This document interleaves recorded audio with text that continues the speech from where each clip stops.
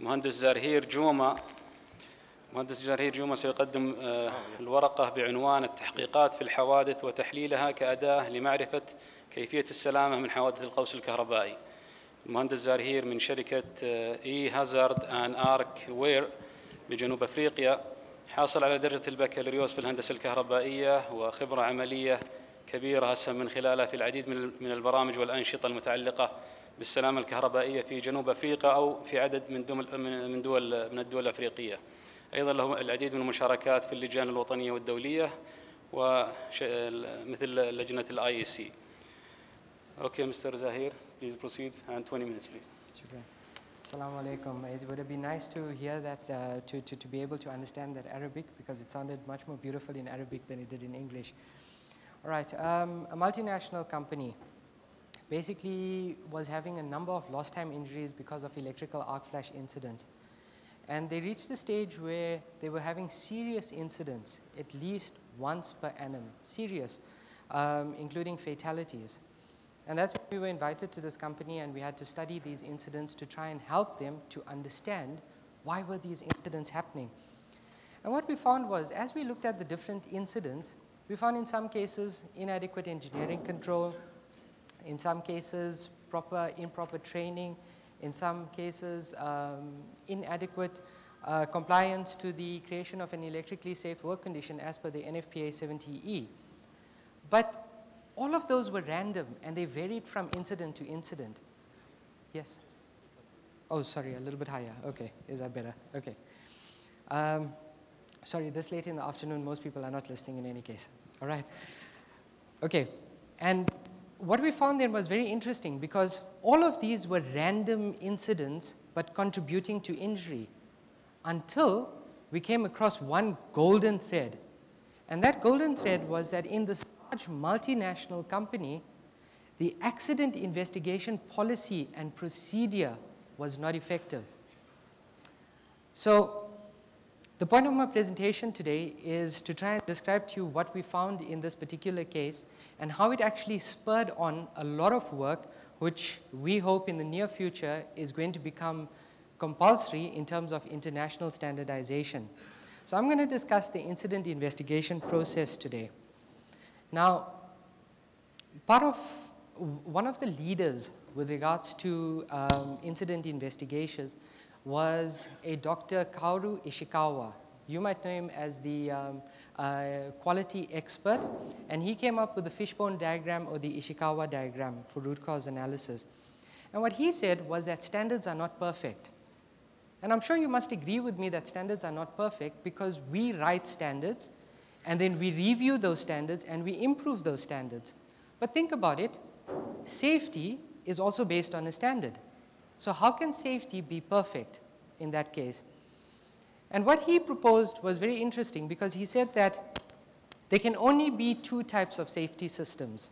Okay, and let me simplify it. There are only two types of safety systems. The one type of safety system is a proactive safety system. That means that the company takes into cognizance the risks available, okay, and then puts in controls to address those risks. And that is known as vanguard control. And then you get the other type of safety system, which is based on an accident occurring, and once an accident occurs, safety systems are then put into place. That is known as reactive control or rear guard control. So, safety system. A lot of speakers spoke about a safety program and a safety management system. Incident investigations are critical, or are the cornerstone of every safety program. Now, you sitting around here need to ask yourself, do you have incident investigations in your safety program? And if the answer is yes, the next question you need to ask yourself is that effective? Is it efficient? Is it gaining results? Now, accidents are very bad. When somebody is injured, when somebody is hurt, it affects the morale of their family, it affects the morale of their co-workers, it affects safety morale within that organization. But in something as bad as an accident, as a fatality, as an injury, there is something good. And that good is the valuable opportunity to learn. So all of that is valid. All of that is valid and true. But think about it now. Who does your accident investigations? Who does your accident investigations? It's probably an engineer, it's probably a manager, it's probably a safety specialist. People who already have a full day's worth of work now need to be drawn out of their day-to-day operational work and now need to do an incident investigation. Obviously, to them, it's going to be a matter of trying to complete this incident investigation as soon as possible, in which case it just becomes a paper exercise without necessarily adding value. So the second challenge that we faced with is that in certain cases, you may get a person who wants to investigate and investigate in detail. However, this person doesn't have the necessary knowledge to be able to investigate in detail. And the third concern, which is actually one of the major concerns, because all of you seem to have nodded your head when I spoke about incident investigation, one of the challenges we face in industry at the moment is the fact that various individuals approach incident investigations in various different ways, providing various root causes, which does not offer the company one coherent view in terms of a root cause, in terms of here's our challenges and here's what we need to work with. And these are the three main challenges. Now, the reason that I'm so excited about incident investigations is because of the scope that exists with regards to electrical engineering and the electrical fraternity, and more specifically within electrical safety. Sorry, I hope that's not me. Okay. More specifically within electrical safety. And the scope of this work was so broad that it was actually registered as a postgraduate degree at the University of Witwatersrand in Johannesburg, South Africa, my hometown. Okay, and what we're trying to do is we're trying to evaluate if you have a safety policy which speaks about incident investigations and provides proper guidelines, but if these guidelines are not adhered to, how does the incident investigation process help us in preventing recurring accidents? Because this is what's happening. Accidents where we are seeing people being killed, where we are seeing people having disabling injuries are not unique, and it's not the first time. So how do we allow this to occur? And the reason I say we allow this to occur is not because of my personal opinion. It's because Professor James Reason stated that, thanks, that'll help. Sorry, I killed that microphone. Okay. Professor James Reason stated that what causes an organization to degrade to the point that they could allow an accident to occur? Okay, just think about that statement. It's such a powerful statement. Because when we're talking about human error, okay, when we're speaking about human error and we're speaking about human factors, there's a lot more to be considered because an organization does have a capability to control the human factors. And that's what we need to look at. So Chua wrote a white paper. And in this white paper, he basically covered the safety circle. And if you look at this diagram that I've got up here, sorry, I don't have a laser pointer, you would see that you've got a safety management system. But as I mentioned previously, no safety management system is perfect. There are failures, errors, and gaps which are incorporated, which are inherent in that system. And those lead to an incident. But as I also mentioned previously, an incident allows you an opportunity to learn. And how do you learn? Through the incident investigation process. Now let's take a hypothetical example where from an accident, we had 3 root causes. So let's assume we had 3 root causes. Now, in this case, the hypothetical example that I'm looking at, imagine if only 2 root causes were addressed during the accident investigation process. Now, those 2 root causes will ultimately lead to the improvement of the safety management system. That means that your safety management system now would not show root cause number 1, and it will not show root cause number 2 because you've addressed those. But what happens? If you miss a root cause, the 3rd root cause in my example will still remain inherent in the safety management system, isn't it? And what that's going to lead to is root cause number 3 will allow for failure, gap, and error within the safety management system, and that will ultimately lead to a recurrent incident. So why are we concerned about investigations? Firstly, because my research has now shown that these incidents, okay, if not investigated properly, will lead to recurrent accidents. That means even if it's not in your organization, if it's in another organization, it is still important for you to read and be aware of those incidents and what were the recommendations and what's the best practice. So, electrical shock and electrical arc flash. Surprisingly, this is the first time I'm actually speaking about something different to directly speaking about electrical shock and electrical arc flash at a conference. Okay, but electrical shock and electrical arc flash are global realities. If it was not a reality, I'd be unemployed today. Okay, but these costs have known to go up to 13 million US dollars. Okay, just for one injury, just for a single injury. However, I'm going to request you not to be brainwashed by that 13 million US dollars, because there's a lot more at stake than just the 13 million.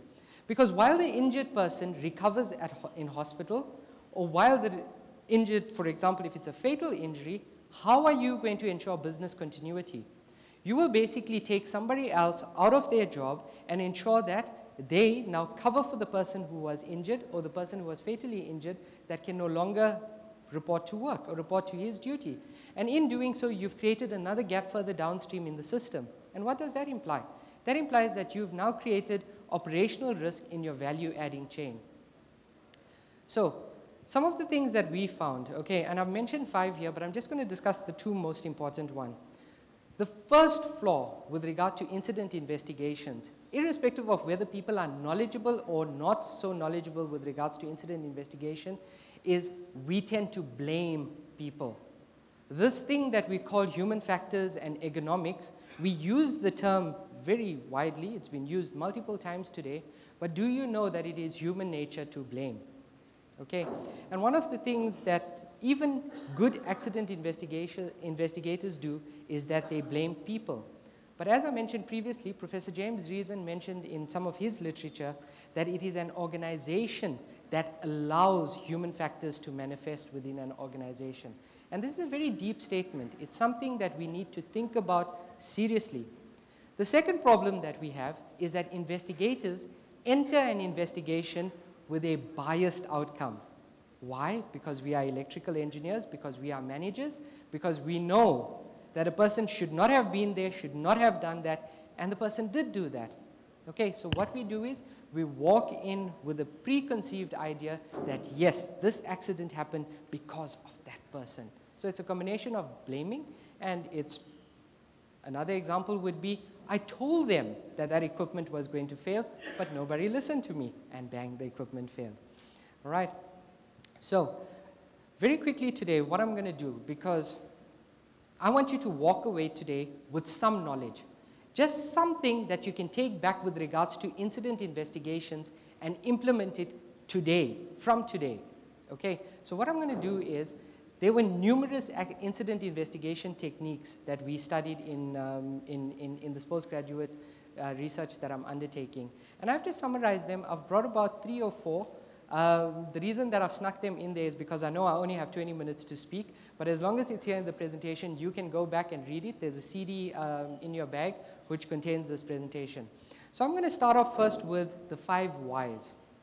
The 5 whys basically was a Toyota model that was implemented where it says, if you take any incident and ask yourself why, 5 times, you will come down to the root cause. And to Toyota had actually implemented this as a problem-solving method. And what these steps, it was actually 4 steps, consists of was number 1, identify the problem. Number 2, perform a root cause analysis. Number 3, the plan, do, check, act. I'm going to get to that in the next 2 slides. And number 4 is learn from those actions. And the 5 whys found itself in the root cause analysis. Now, in the book, the Toyota Way field book, Leica and May refer to an example. They use an example to educate us on the 5 whys, on the best way to use the 5 whys. And one of the examples they used was a simple little question was production is below target. So they found that as a problem and they wanted to investigate it. Why is production below target? And I want you to work with me on this because it's simple. You need to ask why 5 times and you would be able to come down to the root cause analysis. So I'd like for you to work on this with me. Production is below target. And what's the 3 main reasons why production would be below target? If I have to ask myself the first why, surely you would be able to assist me and answer either the equipment is faulty, we don't have the right operators, or we don't have the correct parts and equipment. Am I right? So those are the 3 most common answers to the first why. And unfortunately, we'd be wrong, because that's not the correct way to implement the 5 whys. The 5 whys require you not to assume and to approach it very systematically. So let's start again. Production units are below target. Zarheer, 5 minutes only. I've got 5 minutes, that's fine. I only need 5 minutes. Production units are below target. Okay, why? And it's simple, because enough units are not produced each hour. Why are enough units not produced each hour? Simply because we're missing the opportunity to provide these units. I know it may seem very simple and rudimentary, but please follow me, because this is leading to something very interesting. And the only 2 reasons why opportunity may be lost is because there's lost time or there's lost material. So let's park the lost material and look at the lost time and ask ourselves why. There's only 2 reasons why we would have lost time. Either the product cycle takes too long, or the process is not running. So let's look at the cycle time losses. And here they recommend that you go out to site and you inspect. Go out to site and inspect. And what we found was that the loading time, which resulted in the cycle time losses, was only because the operator walked too far to collect material. Can you see how this root cause differs from the original estimates that we made? The cause and effect diagram is based on the plan, do, check, act model. And here you can see the plan, do, check model. You can read this a little bit later. But ultimately, what Ishikawa, or the fishbone diagram, or the cause and effect diagram proposes is that you look at causes, such as, in my previous slide, material, machine, man, or method. Okay, those are the causes, or it can be policy, procedure, performance, people, or plant. Okay, and because these can be infinite, what Dr. Ishikawa suggested is that we use the Pareto principle, which means that you as the engineer and the manager take 20% of your most important concerns, and those 20% will yield 80% of the solutions. Okay, so 20% of your most comprehensive or most pressing problems will address 80%, okay, of your unsafe conditions. The sequential cause and analysis technique is an excellent technique because here you don't have to apply your mind. Basically, what it says is that there's, let's just use this slide rather. It says that you start off with an inadequate risk assessment, which leads to a lack of control, which ultimately produces root causes, and those root causes can be human factors leading to substandard acts, or it can be workplace factors leading to substandard conditions, and those lead to an incident, which can be a near miss, or it can be a loss to a company, which could be harm, damage, liability, or substandard conditions. And that is the incident causing model. However, you need to look at this model in reverse. And when I say you look at this model in reverse, it means you actually need to start off with a loss. And from your loss, you have to ask yourself, what has caused this loss? What is the incident?